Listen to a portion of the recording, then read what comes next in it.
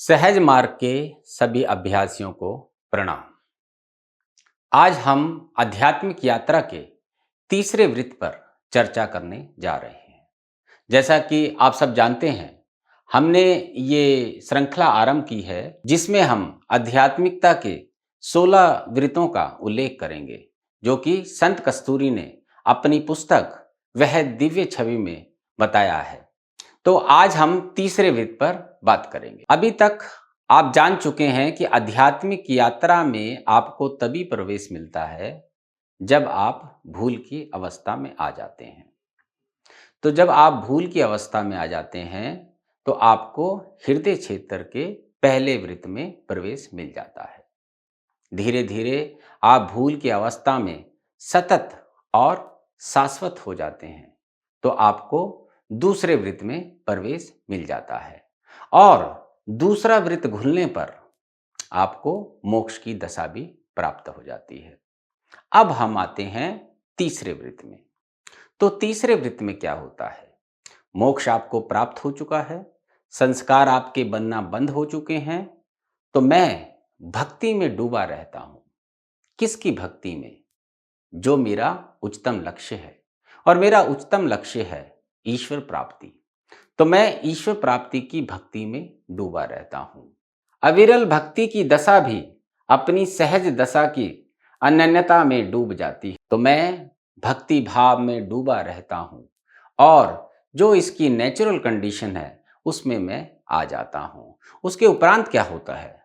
उसके उपरांत भक्ति की इस अनन्य गति में डूबकर हमारे अहम की ईश्वरीय सामीप्यता में लय अवस्था शुरू हो जाती है। आप सब जानते हैं, हमारी ये जो यात्रा है यह अहम के घुलने की है और धीरे धीरे ये 16 वृत्त घुल जाते हैं और हम ईश्वर में लय हो जाते हैं।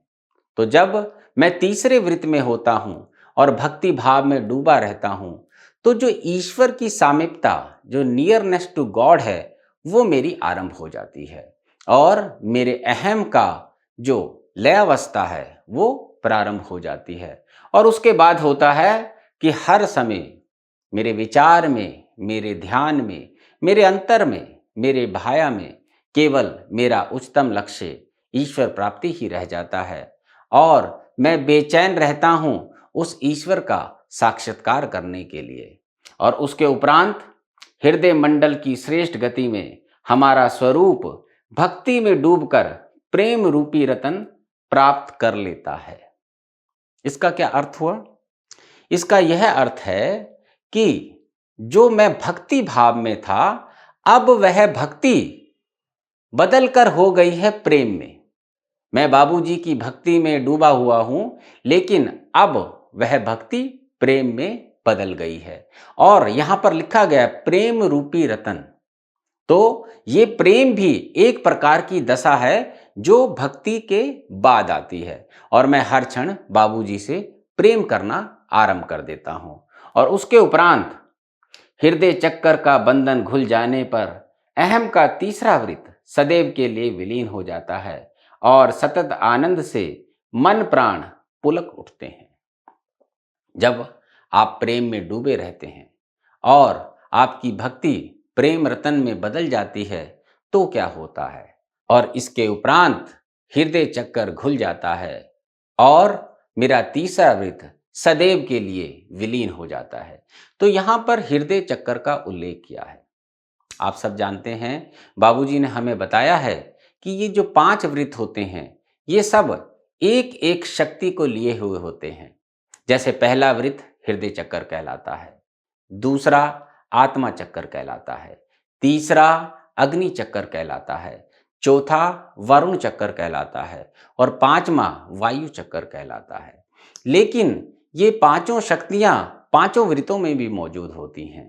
तो यहां पर यही कहा गया है कि जब हृदय चक्कर घुल जाता है तो तीसरा वृत्त सदैव के लिए विलीन हो जाता है और मैं सतत आनंद में डूब जाता हूं। तो वो जो अवस्था आपकी भक्ति से प्रेम में कन्वर्ट हुई थी, अब वह जो है सतत आनंद में बदल रही है। तो इस प्रकार से जब मैं सतत आनंद में आ जाता हूं तो मेरा तीसरा वृत्त खुल जाता है। अब आप समझ चुके हैं कि आध्यात्मिक क्षेत्र में प्रवेश मिलता है भूल की अवस्था में, और उसके बाद दूसरा वृत्त खुलता है जब भूल की अवस्था शाश्वत और सतत हो जाती है, और तीसरा जब मैं प्रेम में डूबा रहता हूं, मतलब जो मेरी भक्ति है वो प्रेम में बदल जाती है, तो मैं सतत आनंद में आ जाता हूं। तो ये प्रेम और आनंद की दशा में जब मैं पहुंच जाता हूं तो मेरा तीसरा वृत्त विलीन हो जाता है।